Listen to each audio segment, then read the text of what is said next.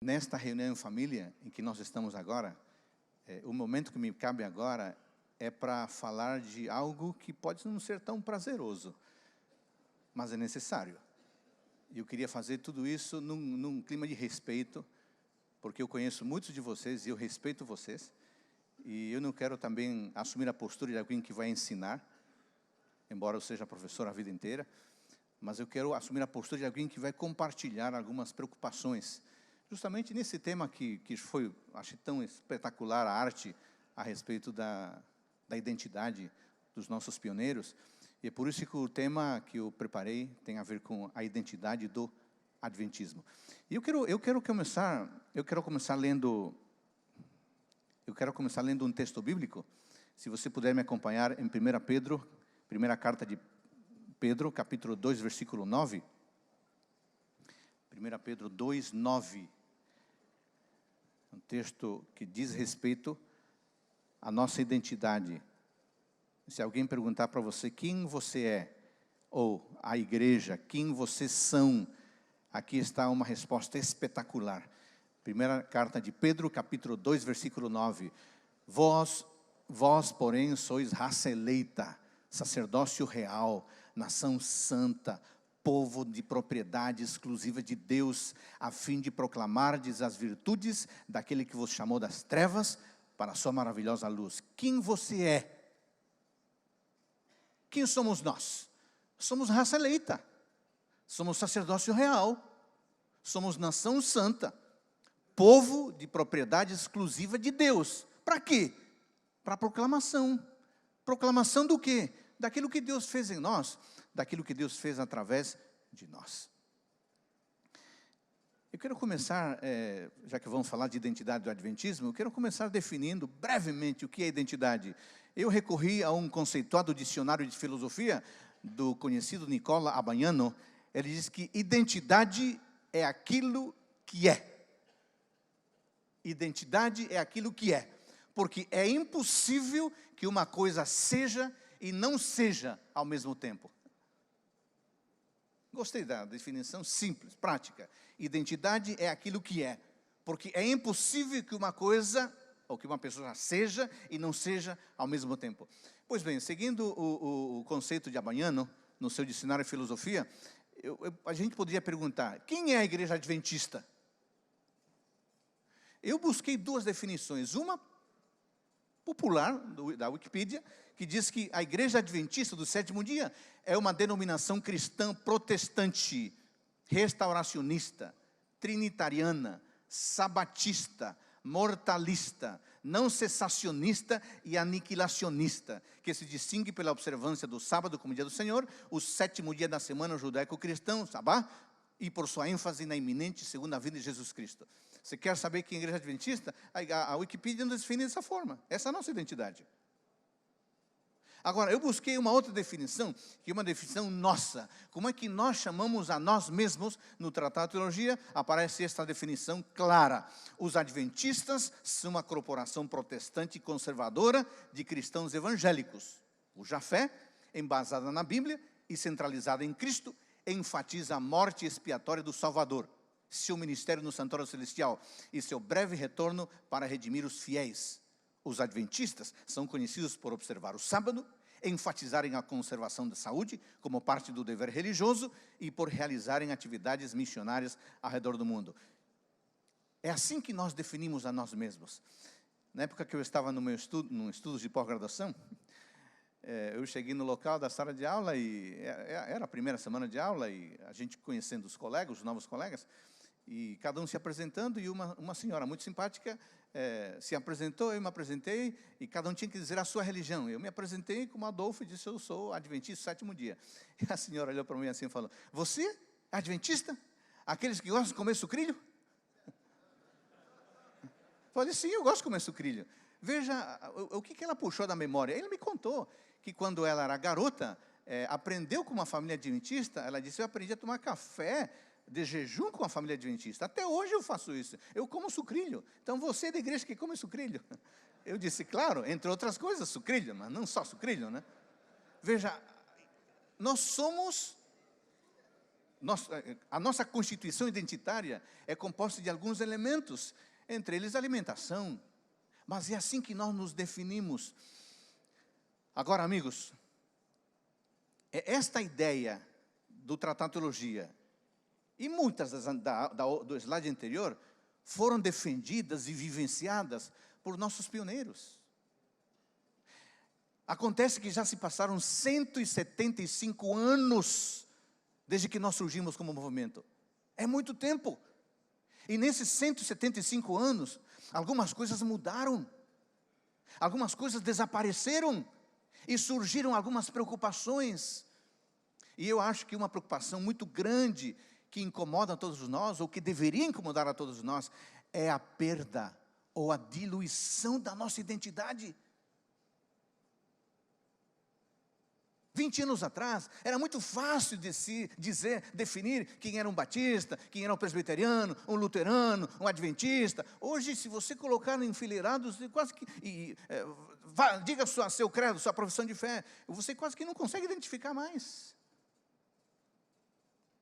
Eu tenho uma preocupação, colegas pastores, que me incomoda muito, é a perda e a diminuição da nossa identidade em meio a uma cultura que cada vez está mais nos engolindo e nos deixando parecidos a todo mundo. Por isso, eu queria, nesta oportunidade, tratar de 5 temas que eu tenho impressão são um desvirtuamento ou um grande perigo para a nossa identidade como adventistas do sétimo dia. E eu quero começar aqui com o primeiro tema, leitura. Ler e pesquisar, amigos, é um imperativo para pastores, para membros, para todo mundo. A leitura é o meio universal do aprendizado e é o preparo imediato para todo tipo de produção. Ler é essencial. Mas o que me preocupa, e aqui está a primeira preocupação, é o seguinte: livros seculares evangélicos como fundamento da teologia de muitos pastores. É claro, colegas, que nós devemos conhecer literatura, não apenas da adventista. Afinal de contas, nós não somos alienados. Nós vivemos numa cultura, e na cultura em que vivemos há literatura de boa, em várias denominações. Nós não somos alienados, não somos esquisitos. Cada um de nós, eu acho, você também, eu já fiz isso, na sua respectiva área, no seu campo de atuação, nós já lemos, pesquisamos literatura secular ou literatura evangélica. Eu não estou falando disso. Eu não estou falando disso. Eu estou falando quando a literatura secular evangélica é tomada como referencial da nossa identidade, como fundamento da nossa visão de mundo. E se torna algo tão essencial que essa literatura secular evangélica passa a se manifestar em nossos textos, em nossos artigos, em nossos sermões, em nossas postagens do Instagram, do Facebook. Você vê pastores que postam de todo tipo de autor, menos adventista e muito menos Ellen White. Você já percebeu que a literatura evangélica se tornou referencial da sua teologia? Agora você pergunta: Adolfo, por que isso é problema? Quando a literatura secular e evangélica se torna o nosso pilar, o nosso fundamento, a base do nosso pensamento bíblico, teológico, sabe o que acontece? Isso significa que a Bíblia, isso significa que autores adventistas, isso significa que Ellen White são colocados de lado. Porque em muita circunstância, em muito tema, não há diálogo entre a literatura evangélica e a literatura adventista. Eu quero destacar aqui 3 pontos nesse sentido. O primeiro, amigos, por melhor intenção que haja na literatura secular, na literatura evangélica, por melhor intenção que haja, lembre, os conceitos que esses livros apresentam, as pressuposições e as finalidades desses autores são muito diferentes dos nossos conceitos, das nossas pressuposições e das nossas finalidades. Por exemplo, um autor secular tem uma visão de mundo muito diferente da nossa, no que diz respeito a Deus, no que diz respeito à família, no que diz respeito a valores, no que diz respeito à espiritualidade, casamento, relacionamento, finança, cuidado do corpo, etc. Essa visão dele ou dela, em algum momento, vai influenciar o meu modo de pensar e a seguir o meu modo de agir. Mas não é só autor secular, não. Uma literatura, um autor evangélico tem uma visão muito diferente da visão adventista, no que diz respeito ao evangelismo, à missão, à adoração, à liturgia, música, dízimos, oferta, oração, leitura da Bíblia, comunhão com Deus, recreação, profecias, estado do ser humano na morte, volta de Jesus, natureza de Cristo. Eles não pensam como nós pensamos, e nós não pensamos como eles.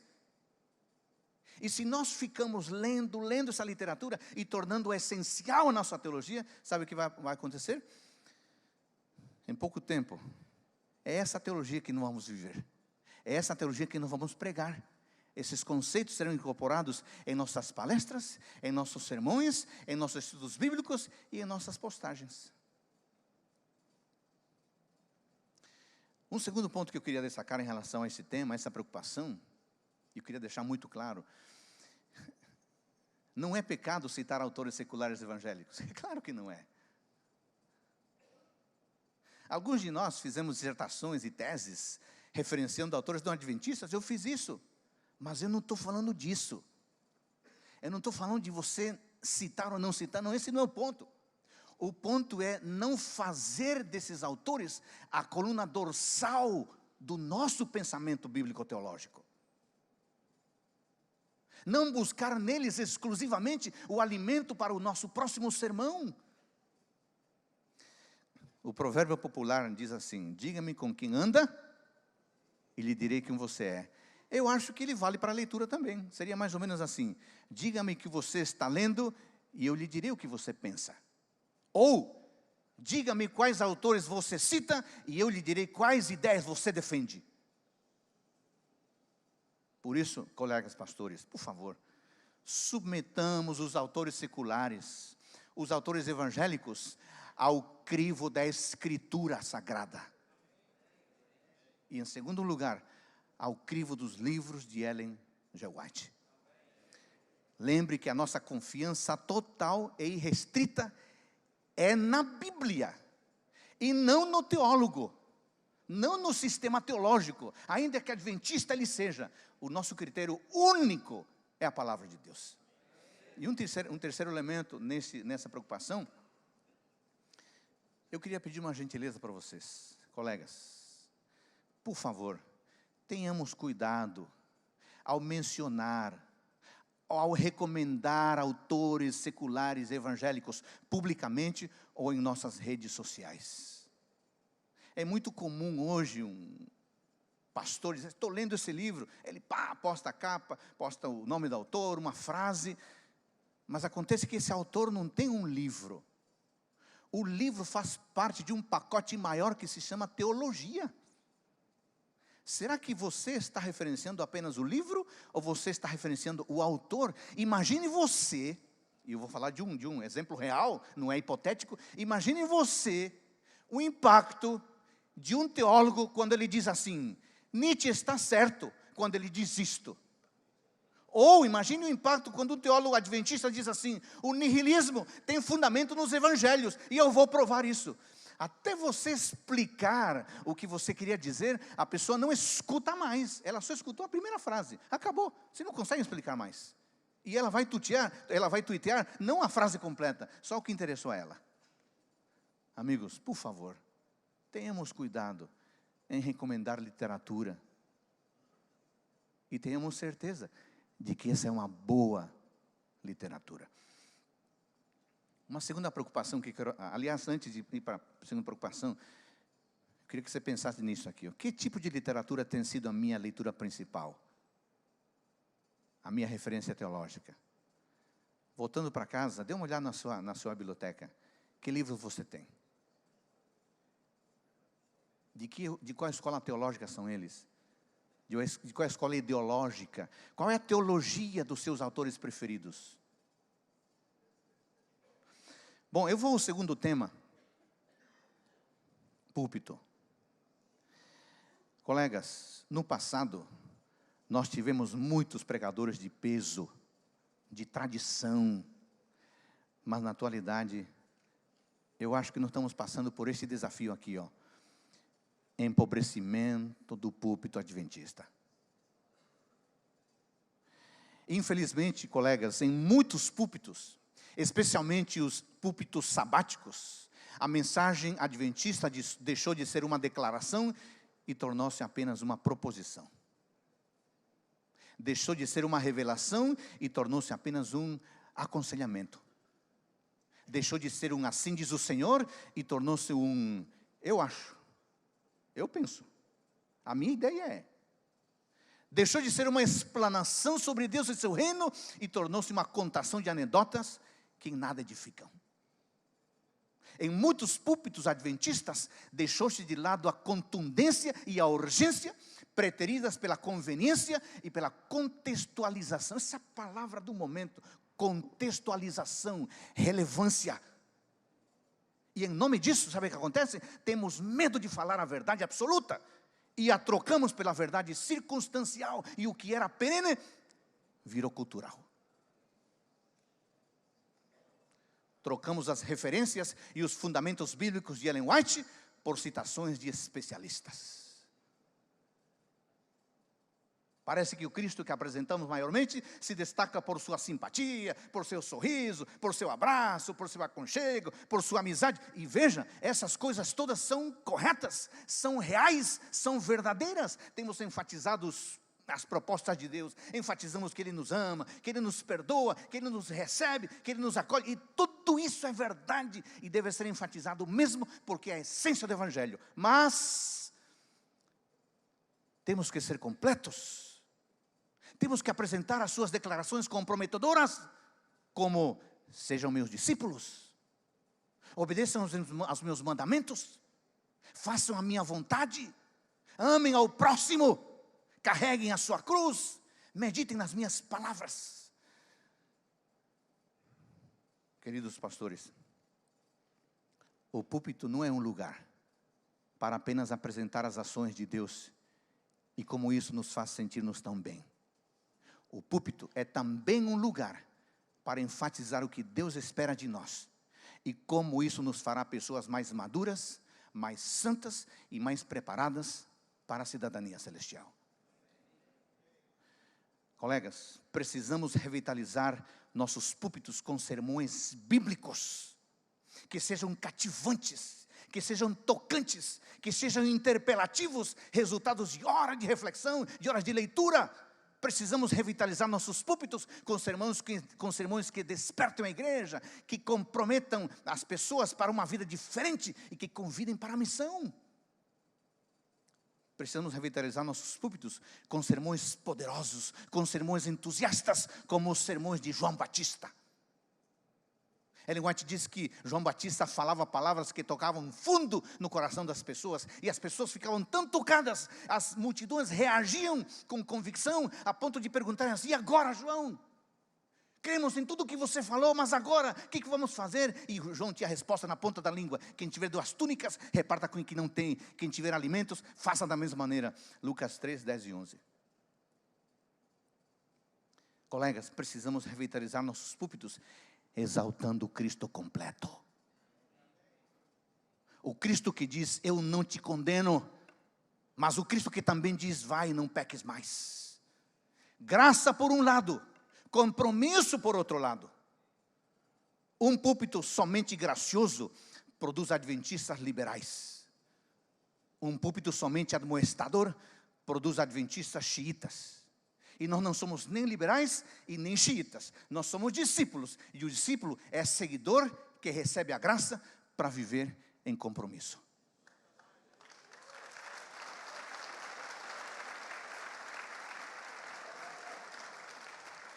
Eu queria que nós pensássemos agora: os meus sermões têm conduzido as pessoas a Deus? Em busca de entrega? Em busca de renovação? Pastor Raimundo, ontem eu ouvi uma frase a respeito do teu irmão. Eu gosto muito do teu irmão, eu gosto de vocês, né? Conheço vocês. Eu convivo um pouco mais com o pastor Luiz, que a gente trabalha perto. Ouvi uma frase sobre ele, a respeito dele, me deixou muito feliz. Pediram para um jovem definir um tal pregador e o pastor Luiz. Sabe o que a pessoa disse? O jovem disse assim, olha, o fulano de tal leva a Bíblia para as pessoas. Já o pastor Luiz leva as pessoas à Bíblia. Esse é o nosso compromisso. Os meus sermões têm apenas informado as pessoas, deixando-as no conforto de sua vida, ou têm provocado as pessoas? Tema número 3, vocábulos.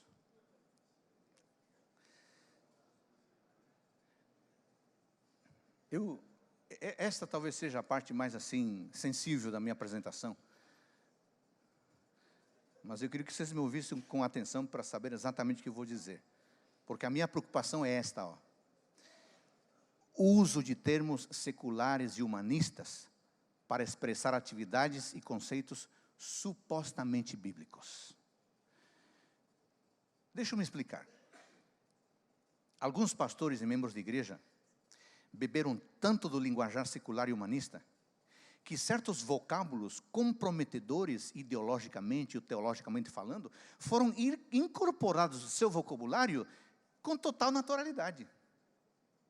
Falam, daqui a pouco nem percebe mais do que estão falando. Há vários desses vocábulos. Mas eu não tenho tempo para analisar vários deles, eu quero analisar apenas 2 que estão conectados. Coach e coaching. Eu já ouvi, colegas, mais de um pastor e membro de igreja dizer, eu sou coach. Eu já vi oferecimento de coaching para públicos adventistas. Você é formador de opinião, você é um intelectual. Você tem que ouvir as coisas e refletir. Foi o que eu fiz algum tempo atrás. Eu pensei, será que está correto dizer eu sou coach? Será que está correto dizer eu sou coaching? Antes de fazer uma breve análise desses 2 vocábulos, permita-me dizer e deixar claro o seguinte.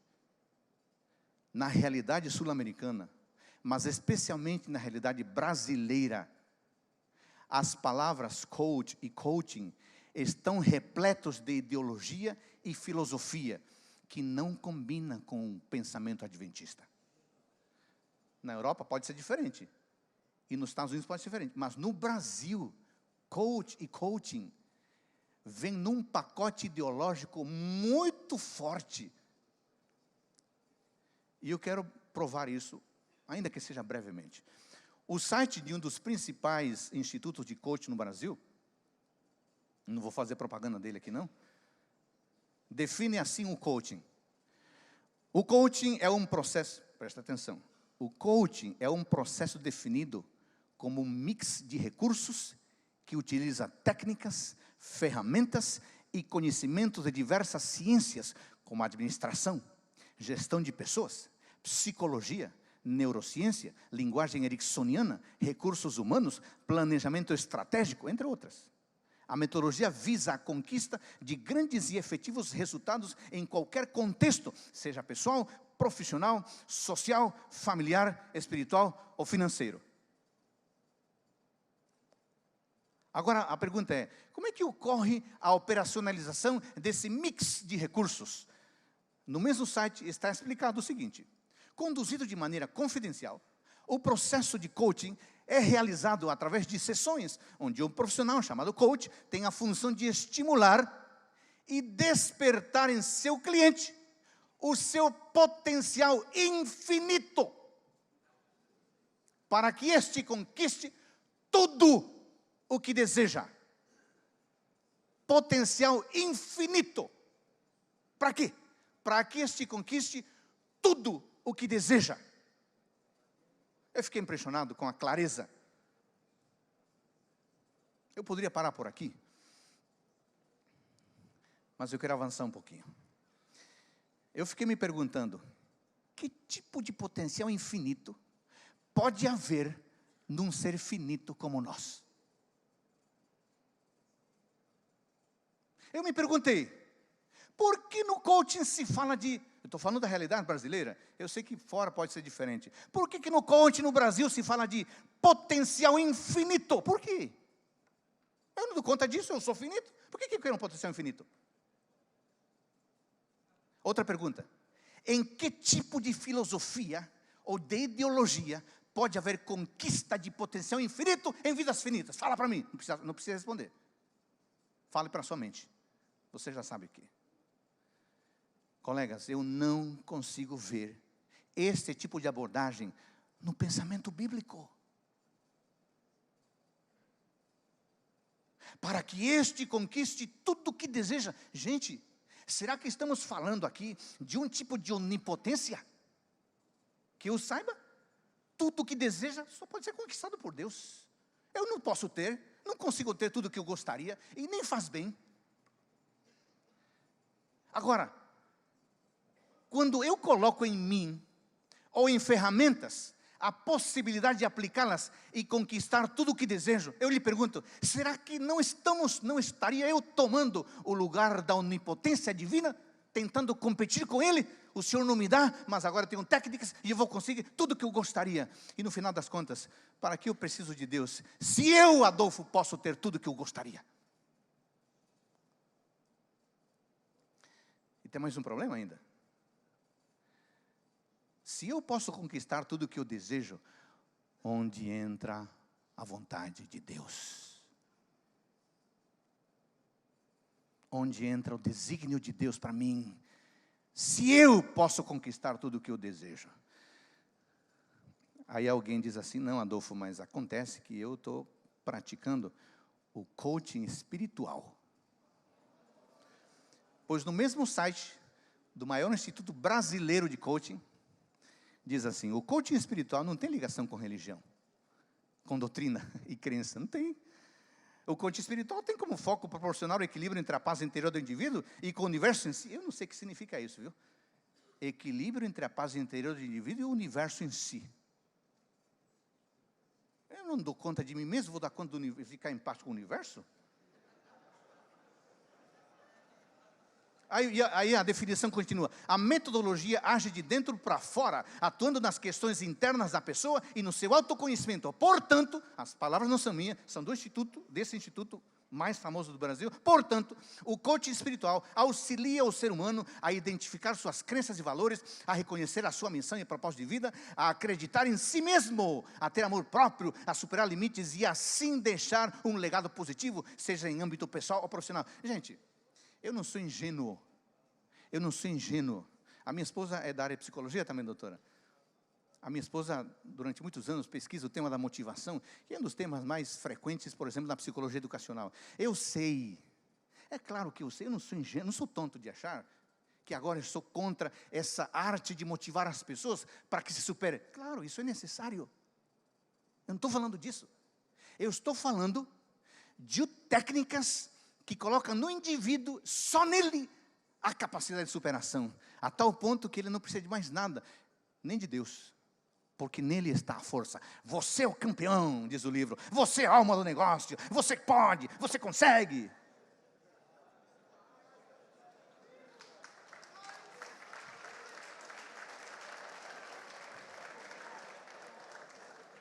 Aí, eu encontro no Evangelho de João, colegas, no Evangelho de João, uma afirmação do próprio Jesus, dizendo assim, ele diz assim, Jesus diz assim, eu não posso fazer nada de mim mesmo, senão pelo Pai. Por que cargas d'água eu seria capaz de dizer que eu posso, se o próprio Jesus, que é Deus, não pode nada nele, a não ser pelo Pai? Vocês estão vendo a falácia? Não estão falando de motivação. A motivação intrínseca, extrínseca, são necessárias, eu não estou falando disso. Eu estou falando de colocar no ser humano a responsabilidade plena pelo seu sucesso. Amigos, pastores, na realidade brasileira, coaching é algo perigoso. não combina com cristianismo bíblico, não combina com adventismo. Eu tomei, obviamente, o coaching apenas como um exemplo. Há outros exemplos, há outros vocábulos. E o nosso ponto aqui é uso de termos seculares e humanistas para expressar atividades e conceitos supostamente bíblicos. Há outros, mas o tempo não permite analisar esses termos. Eu deixo que vocês façam isso, vocês são inteligentes. Resumindo, termos seculares e humanistas, por mais legitimados, por mais usados que possam ser, nem sempre estão de acordo com a compreensão bíblica. Por isso, precisamos ter muito cuidado para sair por aí dizendo: eu sou coach, eu pratico coaching adventista. Não há consonância disso com o pensamento bíblico. Tenho sido bíblico em todos os meus ensinos, em meus projetos, em minhas atividades? Ou eu tenho propagado ideias seculares e humanistas porque elas encantam mais as pessoas? Penúltimo, eu quero tratar do tema da verdade. Nós, adventistas, temos o desafio de lidar com a verdade, apresentar a verdade. Nesse sentido, colegas, eu acho que nós temos um desafio que cresce a cada dia. E o desafio é esse aqui, ó: supervalorização de diversas fontes para a comunicação da verdade. No passado, as nossas pregações e a exposição de temas bíblicos eram fortemente fundamentados na Bíblia, nos clássicos dos pioneiros e nos escritos de Ellen White. Hoje vemos que o achismo se tornou uma referência muito importante. Em tempos de internet, de redes sociais, qualquer pessoa tem uma opinião sobre qualquer tema. Muitos pastores e obreiros hoje se tornaram a voz, entre aspas, oficial autorizada da igreja. E as pessoas definem a sua posição pela posição do fulano, porque ele faz vídeo a cada dia. E sobre cada tema ele se posiciona. Desde gravidez na adolescência até profecias bíblicas, nós temos especialistas que em 5 minutos resolvem problemas imensos. E eu acho que esse é um problema sério, porque em muitos casos, essas opiniões pessoais estão carregadas de graves erros teológicos, mas que são entendidos pelas pessoas como posturas oficiais da igreja. Em muitas ocasiões, colegas, nós vemos pastores e membros de igreja fundamentando, por outro lado, suas ideias exclusivamente na filosofia, na sociologia, na antropologia, na pedagogia, em lugar da Bíblia e teologia. Eu não estou falando mal dessa ciência, por favor. Eu sou pedagogo de formação também, a minha esposa é psicóloga. Eu não estou falando disso. Eu muitas vezes uso as ferramentas das ciências humanas, porque eu acho que são muito úteis e muito necessárias. Eu não estou falando disso. Eu estou falando de buscar nas diversas ciências as respostas que na verdade deveriam estar na palavra de Deus. É disso que estou falando. Isso implica que não devemos permitir que a cultura e o conhecimento humano moldem as nossas crenças. Não devemos permitir que os estudos acadêmicos formatem os nossos conceitos e as nossas práticas eclesiásticas. Eu fico preocupado quando eu vejo pastores aprendendo o crescimento de igreja com gente da área da administração. Eu respeito a administração, como respeito qualquer área, mas o tema eclesiástico deve ser aprendido dentro dos limites da área eclesiástica. Claro, aprendendo com as outras ciências, mas tomando a palavra de Deus como a diretriz principal. Não devemos entronizar os especialistas. Devemos sim entronizar a Escritura como a referência definitiva de nossas crenças e práticas. Colegas pastores, eu quero deixar claro aqui, eu não sou contra os títulos acadêmicos, eu não sou contra as produções acadêmicas, claro que não, eu sou um acadêmico. Eu fui professor, sou professor a vida inteira, tenho vários livros escritos, não estou falando disso. Eu estou dizendo que em tempos de universidade e em tempos de titulações acadêmicas, os nossos sermões, palestras e estudos bíblicos devem ser balizados por um assim diz o Senhor, e não por um assim diz o doutor.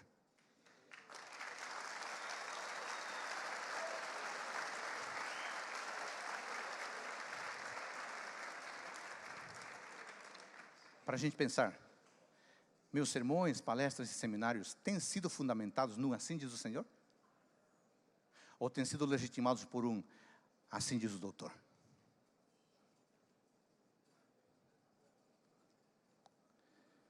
E eu vou para o último tema, que é a eclesiologia. De acordo com o listo Cremos, a igreja é a comunidade de crentes que confessam a Jesus Cristo como Senhor e Salvador. Em continuidade do povo de Deus, em tempos do Antigo Testamento, escutem, somos chamados para fora do mundo. Página 181. E a citação continua. Obviamente, ser chamado para fora do mundo não significa isolar-se, vivendo distante da sociedade, senão como cumprir a grande comissão. Ser chamados para fora do mundo significa viver numa comunidade que partilha da mesma fé, da mesma esperança, dos mesmos valores, das mesmas crenças. Em outras palavras, pastores, somos o remanescente de Deus. E quais são as características do remanescente? É muito simples. O apóstolo João descreve esse grupo em termos bastante específicos. Ele diz que o grupo apareceria depois dos 1260 anos de perseguição e é constituído por aqueles que guardam os mandamentos de Deus e têm o testemunho de Jesus. Pois bem, a igreja adventista, como remanescente de Deus, independente de suas abordagens, independente dos grupos a quem pretende atingir, independente da sociedade onde estiver inserida, deve viver como remanescente. Esse é o ponto. Nós não podemos esconder a nossa identidade. Nós não devemos disfarçar nossa identidade com um discurso ou uma postura determinados pelo grupo de pessoas a quem queremos alcançar. Esse é o problema. Estamos escondendo a nossa identidade e assumindo a identidade do grupo a quem queremos alcançar. Não, amigos, não pode ser assim. Nós somos o remanescente de Deus. Por isso, quando dialogarmos com os pós-modernos, devemos fazê-lo como remanescentes. Quando dialogarmos com os ateus e agnósticos, devemos dialogar com respeito, mas como remanescente. Quando dialogarmos com os que não têm simpatia pela religião institucionalizada, devemos ter respeito sim, mas temos que conversar como remanescentes. Quando dialogarmos com universitários inteligentes e engajados, façamos isso como remanescentes. Quando dialogarmos com empresários e pessoas de negócio, respeitemos, mas façamos isso com linguagem de remanescente. O nosso discurso deve ser de remanescente. A nossa postura deve ser de remanescente. O nosso estilo de vida deve ser de remanescente. O nosso sermão deve ser de remanescente. O nosso louvor deve ser de remanescente.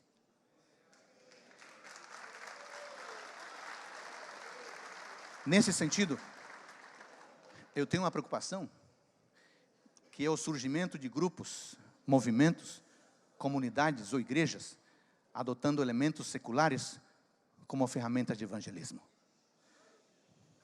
Pastores queridos, eu não vim aqui para ensinar nada a ninguém. Muitos de vocês têm bem mais experiência do que eu e conhecimento. Eu estou partilhando, como disse no início, preocupações. Mas eu vejo que surgem grupos na igreja adventista que querem um tratamento diferente, sob o argumento de que querem alcançar grupos diferentes. E propõem estratégias tão diferentes, que não se configuram mais como adventistas e muito menos como remanescentes.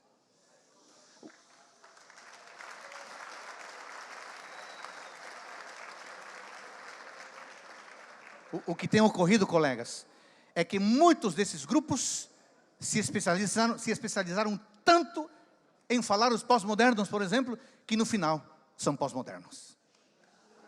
E alguns usam o argumento da missão encarnacional, alegando de que Cristo se encarnou e que por isso nós também devemos encarnar a cultura, mas que esquecem que Cristo se encarnou, sim, mas não deixou de ser Deus. Cristo não se deixou moldar pela humanidade, a qual alcançou. Ao contrário, Ele transformou o mundo como ninguém mais o fez. Dias atrás, eu assisti a um culto pela internet, ao culto de domingo de uma comunidade, dessas comunidades que pretendem alcançar pessoas pós-modernas. Eu fiquei estupefato. O sermão era pós-moderno, o pregador era pós-moderno, a liturgia era pós-moderna, o ambiente era pós-moderno, a calça rasgada era pós-moderno, tudo era pós-moderno.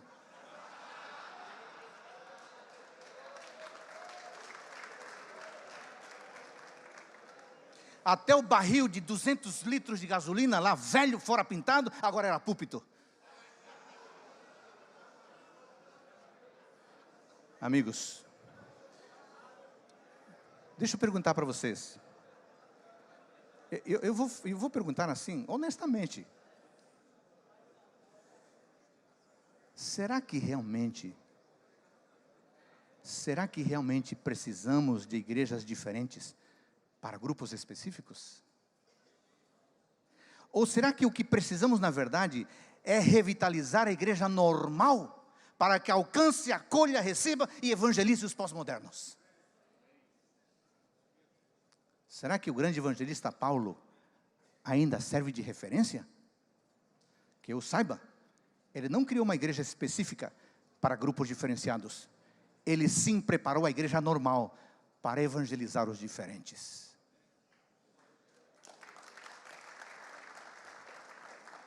Por favor, não me entenda mal. Eu não sou ingênuo. Eu sei que um erro crasso é tratar igual quem é diferente. Eu sei disso. Como professor eu aprendi isso com muito sacrifício. Nós não podemos ignorar as sensibilidades e as especificidades de determinados grupos sociais. Mas, amigos, nós não podemos ignorar que nós somos o remanescente. E o remanescente tem que ter fé em Jesus, guardar os mandamentos de Deus e possuir o testemunho de Cristo. Qualquer comunidade que não viva esses três elementos pode ser qualquer coisa menos remanescente. Qualquer esforço evangelístico que não aponte na direção desses três elementos pode ser qualquer coisa menos proclamação do Evangelho. Bom, amigos, meu discurso e prática me caracterizam claramente como sendo do povo remanescente? Ou sou influenciado pelo secularismo, tanto no discurso quanto na prática? Amigos, hoje eu falei de 5 coisas aqui. Primeiro, leitura. A preocupação de que livros seculares evangélicos têm se tornado fundamento da teologia. O segundo tema foi púlpito. A preocupação grande do empobrecimento do púlpito adventista. O terceiro tema foi vocábulos. O uso de termos seculares, humanistas, para expressar atividades e conceitos supostamente bíblicos. Quarto tema, verdade. Supervalorização de diversas fontes para a comunicação da verdade. E o quinto tema, eclesiologia. Preocupação, o surgimento de grupos, movimentos, comunidades ou igrejas adotando elementos seculares como ferramenta de evangelismo. Amigos queridos, vocês são líderes. Vocês são formadores de opinião. Eu queria desafiá-los aqui, como líderes, coloquemos o melhor do nosso intelecto, o melhor do nosso esforço e o melhor da nossa influência para resgatar e fortalecer a identidade do remanescente. Como igreja, temos uma responsabilidade, mas como indivíduos, também temos uma responsabilidade. Eu queria dizer ainda um recado final. Os membros da nossa igreja precisam ver claramente a identidade do remanescente. Os que não são membros da igreja também precisam ver claramente a identidade do remanescente. Para terminar, permita-me fazer 2 sugestões. Muito simples. Muito simples. Primeira, assim que você puder, reúna a sua família, a sua esposa, seus filhos, se você tiver, e lembre a cada um deles quem é o adventista do 7º dia. Fale sobre isso com as crianças, com os adolescentes, com os jovens. Você pode fazer isso? Você pode fazer isso? Muito obrigado. Um segundo desafio, muito simples. Que tal você, em seu próximo sermão, pregar sobre quem são os adventistas do 7º dia? Você pode fazer isso? Eu queria terminar dizendo, amigos, que... Você passa o último slide, por gentileza? Só tem mais um mesmo. Queria terminar dizendo que fortalecer a identidade da igreja é, antes de tudo, um dever de cada adventista, mas é um imperativo dos líderes. E lembre que retroceder é um elemento essencial para avançar. Retroceder é um elemento essencial para avançar. Isso tem que ver com a nossa identidade. A identidade da igreja não é responsabilidade da instituição. É responsabilidade sua e minha. Deus nos abençoe.